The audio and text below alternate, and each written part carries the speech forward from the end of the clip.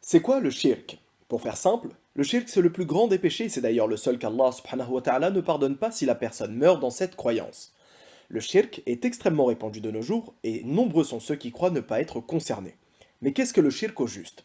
C'est le fait d'être injuste envers Allah Azzawajal en lui donnant un associé dans sa seigneurie, dans son adoration ou dans ses noms et attributs. Vous trouverez en description la vidéo sur le tawhid qui évoque tout cela. Quelques exemples de shirk que vous pouvez être amené à voir tous les jours sans même vous en rendre compte. L'horoscope, en croyant qu'une page dans le journal a le pouvoir de prédire votre avenir, les signes astrologiques, en croyant que c'est le mois de naissance qui va définir le caractère d'un être humain, les chapelets autour du rétroviseur, en croyant que cela va vous protéger de tout accident, le fait d'avoir un porte-bonheur, les objets et animaux comme les chats noirs, les nombres, les couleurs, miroirs, parapluies, le fait de prier un mort, en lui prêtant des pouvoirs surnaturels, le fait de sacrifier pour un autre que Dieu, le fait de consulter un voyant ou un sorcier, ou même pire, l'ostentation en ne recherchant que le regard des autres dans ses adorations comme la prière. En réalité, tout ceci ne vous amènera qu'égarement et tristesse. Nombreux sont ceux qui se disent « mais ça marche avec moi ».